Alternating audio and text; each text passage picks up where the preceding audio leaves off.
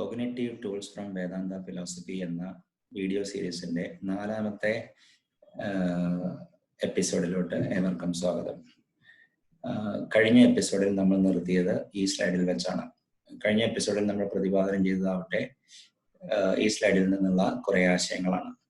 നമ്മൾ നോക്കിയത് റിഡക്ഷനിസം അഥവാ ലഘൂകരണവാദം, അതും സമഗ്രതാവാദം. പൊതുവെ പാശ്ചാത്യ ദാർശനികരും ശാസ്ത്രവും റിഡക്ഷനിസത്തെ വളരെയേറെ ഒരു നല്ല ടൂളായിട്ട് മാനിക്കുന്നു. ഭാരതത്തിലോ ചൈനയിലോ ആവട്ടെ ഹോളിസം സമഗ്രതാവാദമാണ് കുറച്ചും കൂടി പ്രസക്തമായിട്ട് അവർക്ക് തോന്നിയിട്ടുള്ളത്. റിഡക്ഷനിസം പൊതുവെ പറഞ്ഞു കഴിഞ്ഞാൽ ഒരു ഒബ്ജക്റ്റീവ് അണ്ടർസ്റ്റാൻഡിങ്ങിന് വേണ്ടി ഉപയോഗിക്കുന്ന ഒരു ടൂളാണ്. ഇന്ന സ്ഥാനത്ത് ഹോളിസം എന്നുള്ളത് ഒരു സബ്ജക്റ്റീവ് അണ്ടർസ്റ്റാൻഡിങ്ങിൽ അധിഷ്ഠിതപ്പെട്ടിട്ടുള്ളതാണ്. വസ്തുനിഷ്ഠ യാഥാർത്ഥ്യവും ആത്മനിഷ്ഠ യാഥാർത്ഥ്യവും എന്നൊക്കെ പറയാം. പിന്നെ നമ്മൾ പഠിച്ചത് ഭൗതികവാദവും ആശയവാദവും അത് തമ്മിലുള്ള അന്തരവും അത് എന്തൊക്കെയാണെന്നാണ്. പിന്നെ നമ്മൾ എംപിരിസിസം അഥവാ അനുഭവ അധിഷ്ഠിതവാദം അല്ലെങ്കിൽ അനുഭവൈക്യവാദവും യുക്തി അധിഷ്ഠിതവാദവും തമ്മിലുള്ള വ്യത്യാസമാണ്. നമ്മൾ കഴിഞ്ഞ 2 വീഡിയോകളിലായിട്ട് ഇൻഡക്ഷൻ അഥവാ ആഗമനം, ഡിഡക്ഷൻ അഥവാ നിഗമനം, അബ്ഡക്ഷൻ അഥവാ അഭ്യൂഹനം ഇതിനെക്കുറിച്ച് നമ്മൾ പഠിച്ചു കഴിഞ്ഞു. നമ്മൾ പിന്നെ പഠിച്ചത് ലാസ്റ്റ് വീഡിയോയിൽ സയൻസ് അഥവാ ശാസ്ത്രം എന്താണെന്നും ഫാൾസിഫിക്കേഷനിസം. അതിനിടയ്ക്ക് ഒരു ആളെന്നെ വിളിച്ചു ചോദിച്ചിരുന്നു, ഫാൾസിഫിക്കേഷനിസത്തിന്റെ മലയാള അർത്ഥം എന്താന്ന് പറഞ്ഞു തരാമെന്ന്. ഫാൾസിഫിക്കേഷന്റെ മലയാള തത്തുല്യപദം അസത്യവൽക്കരണ ക്ഷമത. നമുക്ക് ഒരു സ്റ്റേറ്റ്മെന്റ് അല്ലെങ്കിൽ ഒരു സയന്റിഫിക് അസർഷനെ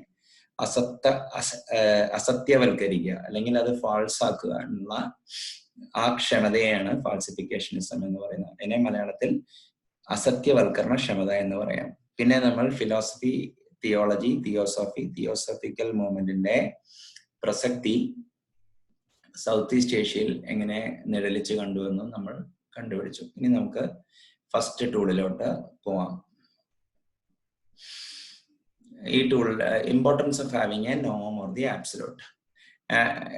ഈ ബ്രഹ്മം എന്ന് വേദാന്തത്തിൽ പറയുന്ന കാര്യത്തെ എക്സിസ്റ്റൻസ് ആബ്സല്യൂട്ട് എന്നാണ് പറയുന്നത്. ആബ്സല്യൂട്ട് എന്നാൽ കേവലം എന്ന ഒരു അർത്ഥമുണ്ട്. നോം എന്നാൽ അധിഷ്ഠാനം എന്നും ബേസിസ് എന്നും ആംഗലേയ ഭാഷയിൽ നമുക്ക് പറയാം.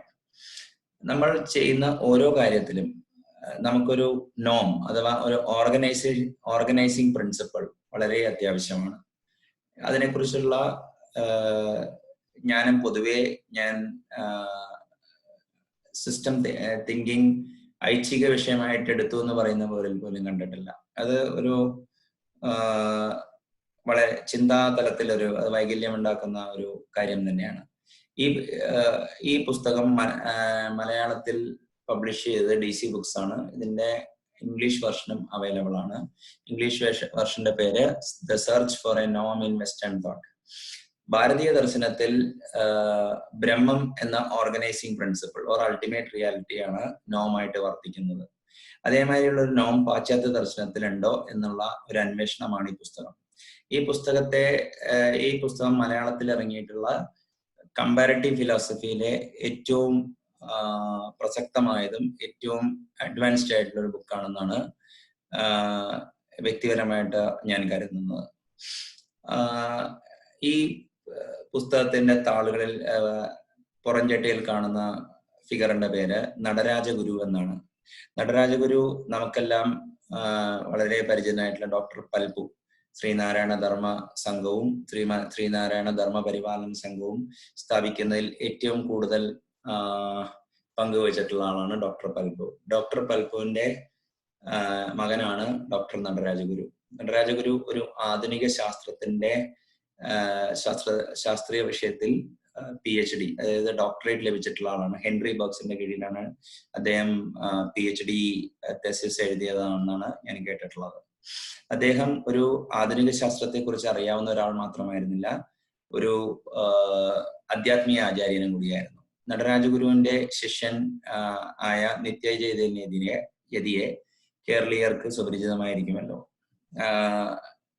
ശ്രീനാരായണ ഗുരുവിന്റെ സജീഷ്യൻ എന്നാണ് നടരാജഗുരുവിനെ പൊതുവെ കണക്കാക്കപ്പെടുന്നത്. അദ്ദേഹം സ്ഥാപിച്ച നാരായണ ഗുരുകുലം വർക്കലയിൽ നമ്മൾ പോയി കഴിഞ്ഞാൽ നമുക്ക് വിസിറ്റ് ചെയ്യാവുന്നതാണ്. അവിടെ ഒരു എക്സലന്റ് ബുക്ക് സ്റ്റാൾ ഉണ്ട്. അവരുടെ പബ്ലിക്കേഷൻസ് ഒക്കെ വളരെ പ്രസക്തമാണ്. ശ്രീനാരായണ ഗുരുവിന്റെ അദ്വൈത ദർശനത്തെ കുറിച്ചിട്ടുള്ള 2 ഏറ്റവും ഫേമസ് ആയിട്ടുള്ള കൃതികൾ, അദ്ദേഹത്തിന്റെ പല ദാർശനിക കൃതികളുണ്ട്. മലയാളത്തിൽ എഴുതിയിട്ടുള്ള ആത്മോപദേശ ശതകവും സംസ്കൃതത്തിൽ എഴുതിയിട്ടുള്ളത് ദർശനമാലയമാണ്. ആത്മോപദേശ ശതകത്തിനെ മലയാള ഭഗവത്ഗീത എന്ന് പോലും ആൾക്കാർ വിളിച്ചു പോരാറുണ്ട്. 100 സ്തോത്രങ്ങളിൽ അല്ലെങ്കിൽ 100 ശ്ലോകങ്ങളിൽ അദ്ദേഹം അദ്വൈതത്തിന്റെ മുഴുവൻ ചിന്താപദ്ധതിയും സമഗ്രമായിട്ട് തന്നെ അദ്ദേഹം അതിൽ പ്രതിപാദിക്കുന്നുണ്ട്. നാരായണ ഗുരുവിന്റെ ആത്മോപദേശ ശതകത്തിനെ ചുറ്റിപ്പറ്റി നടരാജഗുരു ബ്രഹ്മ വിദ്യാലയത്തിന്റെ വാല്യൂസ് മാഗസിനിൽ സീരീസ് ഓഫ് ആർട്ടിക്കിൾസ് എഴുതുമായിരുന്നു. ആ ആർട്ടിക്കിൾസ് 3 പുസ്തകമായിട്ട് പ്രസിദ്ധീകരിച്ചിട്ടുണ്ട്. ഫസ്റ്റ് പുസ്തകത്തിന്റെ പേര് വേദാന്ത റിവാല്യൂഡ് ആൻഡ് റീസ്റ്റേറ്റഡ് എന്നാണ്. വേദാന്തം ഒരു പുനരീക്ഷണം എന്നാണ് അതിനെ വിളിക്കുന്നത്. രണ്ടാമത്തെ പുസ്തകത്തിന്റെ പേര് ഫിലോസഫി ഓഫ് എ ഗുരു, ഒരു ഗുരുവിന്റെ സത്യദർശനം. മൂന്നാമത്തെ പുസ്തകമാണ് ഈ കാണുന്ന പരമ്പൊരുൾ പാശ്ചാത്യ ദർശനത്തിൽ, അല്ലെങ്കിൽ സെർച്ച് ഫോർ എ നോം in western thought.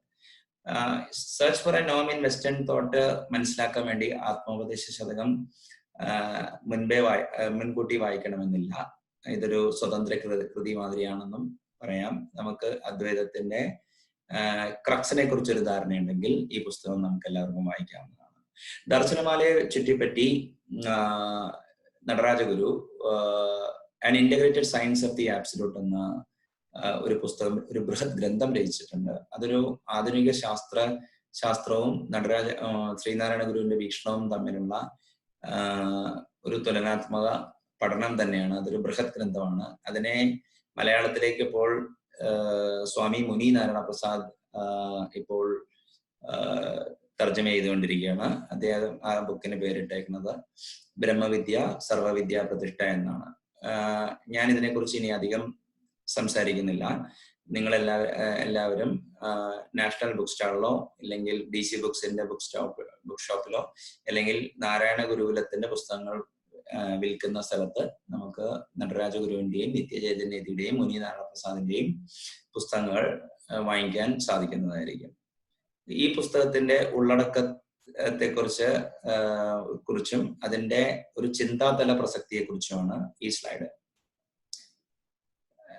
If a norm is not specified, we will do a relative evaluation of everything. പൊതുവെ ഒരു അധിഷ്ഠാനം അല്ലെങ്കിൽ ഒരു ബേസിസ് നമ്മൾ ചെയ്യുന്ന ഓരോ കാര്യത്തിനും അത് ഡിഫൈൻ ചെയ്തില്ലെങ്കിൽ നമ്മുടെ പ്രവർത്തന രീതി അഡ്ഹോക്ക് ആവുമെന്നാണ് പറയുന്നത്. ഒരു ദാർശനിക പിൻബലം ഉണ്ടാവുകയില്ല. നോം എന്ന് പറയുമ്പോൾ say for example economics, homo economics എന്നതാണ് അതിന്റെ നോം, അതായത് റാഷണൽ എക്കണോമിക് ആനിമൽ. അതിനെ ചുറ്റിപ്പറ്റിയാണ് എക്കണോമിക്സിന്റെ പ്രതിപാദന വിഷയം. അതുമാതിരി ജനറ്റിക്സ്, നിങ്ങൾ ഏത് വിഷയം എടുത്തോളൂ അതിനൊരു കേന്ദ്ര ബിന്ദുവായ ഒരു നോം ഉണ്ടാവും. നമ്മൾ പാരമാർത്ഥിക വിചാരം ചെയ്യുമ്പോൾ ബ്രഹ്മമാണ് നോമായിട്ട് പ്രവർത്തിക്കുന്നത്.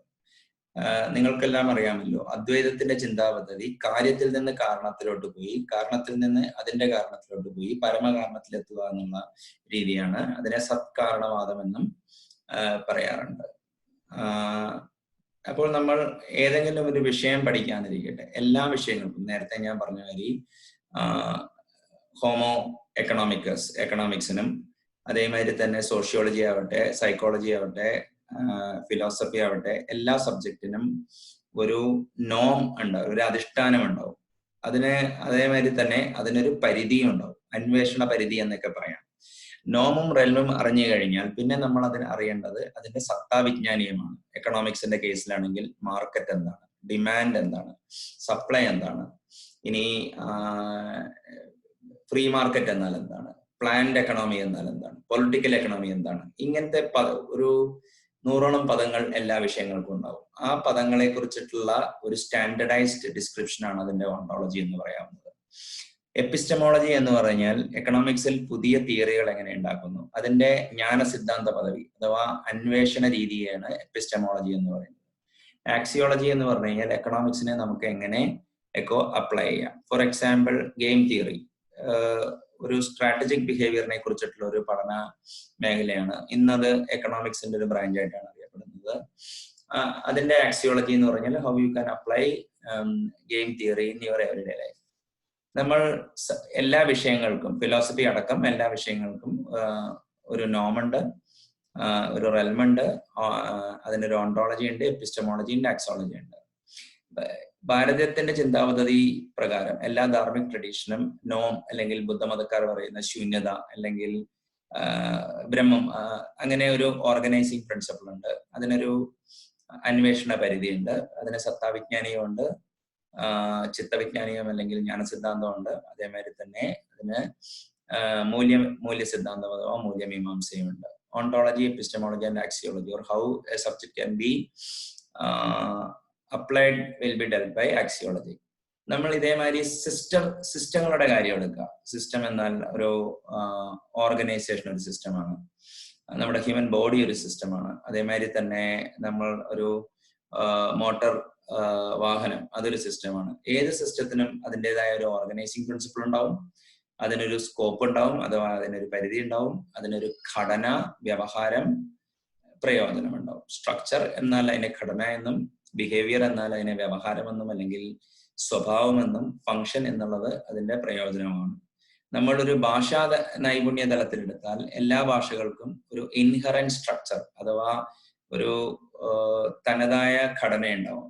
ഭാരതീയ ഭാഷകളുടെ കാര്യം എടുക്കാം. നമ്മുടെ ഭാരതീയ ഭാഷയിൽ ഇംഗ്ലീഷിൽ നമ്മൾ പറയാണ് രാമ കിൽഡ് രാവണ എന്ന് പറഞ്ഞു കഴിഞ്ഞാൽ സബ്ജക്റ്റ്, ഒബ്ജക്റ്റ്, കിൽഡ് എന്നുള്ളത് വെർബാണ്, ഒബ്ജക്റ്റ് എന്നുള്ളത് രാവണ എന്നുള്ളതാണ്. അപ്പൊ സബ്ജക്റ്റ് വെർബ് ഒബ്ജക്റ്റ് ആണ് ഇംഗ്ലീഷ് ലാംഗ്വേജ്. ഭാരതീയ ഭാഷകളാണ് എന്താവട്ടെ റാംനെ രാവൺ കോ മാറ, അല്ലെങ്കിൽ രാമൻ രാവണനെ കൊന്നു എന്നാണ് പറയുന്നത്. അതിൽ സബ്ജക്റ്റ്, ഒബ്ജക്റ്റ്, വെർബ്. ഭാരതീയ ഭാഷകൾ പൊതുവെ SOV ആണ്, ഇംഗ്ലീഷ് ഭാഷ SVO ഭാഷയാണ്. അതാണ് അതിന്റെ ഘടന. എല്ലാ ഭാഷകളും അതാത് എവിടെയാണോ ആ ഭാഷ ഉടലെടുത്ത് അതിന്റെ കൾച്ചർ അതിൽ റിഫ്ലക്റ്റഡ് ആയിരിക്കും. ആ ഭാഷയുടെ സ്വഭാവത്തിലും അതിന്റെ പരിധിയിലും അത് റിഫ്ലക്റ്റഡ് ആയിരിക്കും. ഭാഷയുടെ കാര്യം പറയുമ്പോൾ എല്ലാ ഭാഷകൾക്കും ഒരു സിൻടാക്സ് ഉണ്ട്. അതായത് അതിന്റെ ഇപ്പോ എങ്ങനെയാണ് ആൽഫബറ്റ്സ് ചേർത്ത് വേർഡ്സ് ഉണ്ടാക്കുന്നു, വേർഡ്സ് ചേർത്ത് എങ്ങനെ സെന്റൻസ് ഉണ്ടാക്കും, സെന്റൻസ് ചേർത്ത് എങ്ങനെ പാരഗ്രാഫ് ആക്കും, ആക്റ്റീവ് വോയിസ്, പാസീവ് വോയിസ്, അങ്ങനെയുള്ള കാര്യങ്ങൾ. അതായത് സ്ട്രക്ചർ ഓഫ് ദി ലാംഗ്വേജിനെ നമുക്ക് സിൻടാക്സ് എന്ന് വിളിക്കാം. സെമാൻറ്റിക്സ് എന്ന് പറഞ്ഞാൽ അതിന്റെ മീനിങ് ആണ്, അതിന്റെ ഉള്ളടക്കം, ലക്ഷണാർത്ഥം എന്നൊക്കെ നമുക്ക് പറയാൻ പറ്റും. പ്രാഗ്മാറ്റിക്സ് എന്ന് പറഞ്ഞു കഴിഞ്ഞാൽ പ്രായോഗിക തലത്തിൽ ഭാഷ എങ്ങനെ ഉപയോഗിക്കുന്നു എന്ന് ഇരിക്കും. നമ്മൾ സിംഹവാലൻ മേനോൻ എന്നൊരു സിനിമ എല്ലാവരും കണ്ടിട്ടുണ്ടാവും. അതിൽ KSRTC ബസ്സിനെ ജഗദീഷ് വിവരിക്കുന്നത് ഹരിതവർണ്ണ ത്വരിത ഗമനാഗമന ശകടം എന്നാണ്. സ്വിച്ചിനെ വിളിക്കുന്നത്, അതിന് പകരം നമ്മൾ സൂപ്പർ ഫാസ്റ്റ് എക്സ്പ്രസ് എന്ന് വിളിച്ചാലും മതിയാവും. പക്ഷേ ഭാരതീയ ഭാഷകൾക്ക് പൊതുവെ ഒരു കോമ്പോസിഷണൽ സ്ട്രക്ചർ ഉള്ളത് കൊണ്ട് നമ്മൾ ഒരു പർട്ടിക്കുലർ വാക്കിന്റെ ഒരു പ്രതിഭാസത്തിന്റെയോ ധർമ്മം എന്താണെന്ന് അറിഞ്ഞാൽ നമുക്ക് അതിന് തത്തുല്യമായ വാക്കുകൾ ഉണ്ടാക്കാൻ പറ്റും. ഈയിടെ ഒരു വ്യക്തി എന്നോട് കാർ പൂളിങ്ങിനെ കുറിച്ച്, കാർ പൂളിംഗ് എന്നുള്ള പദം അതിനെ എങ്ങനെ മലയാളത്തിലാക്കാമെന്ന് ചോദിച്ചപ്പോൾ എനിക്ക് അധിക നേരം ആലോചിക്കേണ്ടി വന്നില്ല. ഞാൻ പറഞ്ഞത് ചതുഷ്ചക്ര വാഹന യാത്രിക സംയോജന വിദ്യ എന്നാണ്. 4 ചക്രമുള്ള വാഹനങ്ങളിൽ യാത്ര ചെയ്യുന്നവരെ സംയോജിപ്പിക്കുന്ന ടെക്നിക്ക് അഥവാ വിദ്യയാണ് നമ്മൾ കാർ പൂളിംഗ് എന്ന് പറയുന്നത്. പക്ഷേ വ്യവഹാര തലത്തിൽ കാർ പൂളിംഗ് എന്ന് പറയുന്നതായിരിക്കും എന്റെ പ്രാഗ്മാറ്റിക്സ്. അപ്പൊ once again I repeat, if there is a norm is not specified, we will always do a relative evaluation. അതൊരു ഫോർ എക്സാമ്പിൾ ആരാണ് കേമൻ എന്ന്, അല്ലെങ്കിൽ you want to select the best candidate, അത് അന്ന് ആ ഇന്റർവ്യൂവിന് വന്നവരിൽ നിന്ന് എടുക്കുന്നതിന് പകരം നമ്മൾ എടുക്കാൻ പോകുന്ന കാൻഡിഡേറ്റിന് ഒരു ലക്ഷണം ഒത്ത കാൻഡിഡേറ്റിന്റെ വിവരണത്തെ അടിസ്ഥാനമാക്കി കൊണ്ടെടുക്കണം. അതുകൊണ്ടാണ് നമുക്ക് JD അഥവാ ജോബ് ഡിസ്ക്രിപ്ഷൻ ഒക്കെ ഉള്ളത്. പക്ഷേ ഇന്റർവ്യൂ ഒരു സബ്ജക്റ്റീവ് പ്രോസസ് ആയതുകൊണ്ട് പലപ്പോഴും ജോബ് ഡിസ്ക്രിപ്ഷൻ അനുസരിച്ച് തെരഞ്ഞെടുപ്പ് വളരെ ദുർഘടമാണ്. നമ്മൾ ഒരു സബ്ജക്റ്റിന് നോം മാത്രം പോരാ, അതിനൊരു റെൽമുണ്ട്, ഒരു പരിധിയുണ്ട്. അതേമാതിരി തന്നെ ഒരു സബ്ജക്റ്റ് ലെവലിൽ അതിന് ഒരു സത്താവിജ്ഞാനീയം, അതാ പ്രതിപാദന വിഷയങ്ങളുടെ വിഷയത്തെ കുറിച്ചിട്ടുള്ള ഒരു ലിസ്റ്റ് ഓഫ് വേർഡ്സ് ഉണ്ടാവും. അതിനെ ഓണ്ടോളജി എന്ന് പറയാം. എപ്പിസ്റ്റമോളജി എന്ന് പറഞ്ഞാൽ അതിന്റെ ജ്ഞാന സിദ്ധാന്തം, അഥവാ എങ്ങനെയാണ് പുതിയ ഫാക്ട്സ് ഉണ്ടാക്കുന്നതും വന്ന ഫാക്ട്സിനെ നിർവചിക്കുന്നത് എങ്ങനെയാന്നുള്ള സ്റ്റഡിയാണ് എപ്പിസ്റ്റമോളജി. ആക്സിയോളജി എന്ന് പറഞ്ഞാൽ അതിനെ എങ്ങനെ അപ്ലൈ ചെയ്യാമെന്നാണ്. അത് ഒരു വ്യൂഹതലത്തിലെത്തുമ്പോൾ സിസ്റ്റത്തിന് ഒരു ഓർഗനൈസേഷൻ പ്രിൻസിപ്പിൾ ഉണ്ടാവും, ഒരു സ്കോപ്പ് ഉണ്ടാവും, അതിനൊരു സ്ട്രക്ചർ അഥവാ ഘടന ഉണ്ടാവും, അതിനൊരു വ്യവഹാരം ഉണ്ടാവും, അതിന് ഒരു പ്രയോജനം ഉണ്ടാവും. ഭാഷാ തലത്തിലെത്തുമ്പോൾ എല്ലാ ഭാഷയ്ക്കും depending upon the place where it originated ഒരു സ്ട്രക്ചർ ഉണ്ടാവും, ഒരു സാംസ്കാരിക വ്യാപ്തി, അതാണ് കൾച്ചറൽ സ്പാൻ എന്നുകൊണ്ട് ഉദ്ദേശിക്കുന്നത്. അതിനൊരു സിൻഡെക്സ് ഉണ്ടാവും, സെമാൻറ്റിക്സ് ഉണ്ടാവും, പ്രാഗ്മാറ്റിക്സ് ഉണ്ടാവും. അപ്പോൾ നമുക്ക് നോം എന്നുള്ള കൺസെപ്റ്റിന്റെ 2 ആപ്ലിക്കേഷൻ എൻ്റെ ജീവിതത്തിൽ ഉണ്ടായത് എന്താന്ന് നോക്കാം. 2016 UST ഗ്ലോബൽ എന്നൊരു കമ്പനിയിൽ ഞാൻ വർക്ക് ചെയ്യുമ്പോൾ അവിടെ ഒരു 2017 തോന്നുന്നു ഒരു വൈറ്റ് പേപ്പർ കോൺടെസ്റ്റ് നടത്തുകയും അതിൽ എന്നെ നിർണായകനായിട്ട് വിളിക്കുകയും ചെയ്തു. അപ്പോൾ ഞാൻ അവിടെ കണ്ട ഈ നോം എന്നുള്ള എല്ലാ സബ്ജക്റ്റിനും നോം വേണം എന്നുള്ള ഞാൻ ഈ പുസ്തകം വായിക്കുകയും ചിന്തിച്ചു കഴിഞ്ഞപ്പോൾ നോം ഇല്ലാത്തതിന്റെ പേരിൽ പലപ്പോഴും സെലക്ഷൻ ആർബിട്രറി ആവുന്നതിന്റെ പേരിൽ ഞാൻ നിഷ്കർഷിച്ചു വൈറ്റ് പേപ്പർ കോൺടെസ്റ്റിന് ഒരു മിനിമം ക്വാളിറ്റി ഇല്ലെങ്കിൽ ആരും ക്വാളിഫൈ ചെയ്യില്ല എന്നുള്ളതായിരിക്കണം നമ്മുടെ ചിന്താഗതി. അല്ലാണ്ട് വരുന്നതിൽ നമ്മൾ ഏറ്റവും ബെസ്റ്റ് സെലക്ട് ചെയ്യും എന്നുള്ളത് പലപ്പോഴും അത് പല പ്രശ്നങ്ങളുണ്ടാവും. അതായത് ഇപ്പൊ നമ്മൾ ഒരു തമാശ രൂപേണ പറയുകയാണെങ്കിൽ ഒരു രോഗി ടെസ്റ്റിന് പോയാൽ അയാൾക്ക് രോഗം ഉണ്ടാവുന്ന മാതിരിയാവും എന്ന് പറഞ്ഞു. അപ്പോൾ അതിൽ പലർക്കും വിയോജിപ്പുണ്ടായിരുന്നു. അതുകൊണ്ട് ഞാൻ ആ വൈറ്റ് പേപ്പർ കോൺടെസ്റ്റിൽ നിന്ന് മാറി നിൽക്കേണ്ടി വന്നു. അതെ, പിന്നെ ഹൗ ടു ഇന്റർവ്യൂ കാൻഡിഡേറ്റ്. ഒരു കാൻഡിഡേറ്റിനെ ഇപ്പൊ ഞാൻ ഓൾറെഡി പറഞ്ഞു കഴിഞ്ഞു, ഒരു JD വേണം. അതിന് ഓരോ number of years of experience വെച്ചിട്ടാണ് JD പ്രിപ്പയർ ചെയ്യുന്നത് ഓരോ പൊസിഷനും.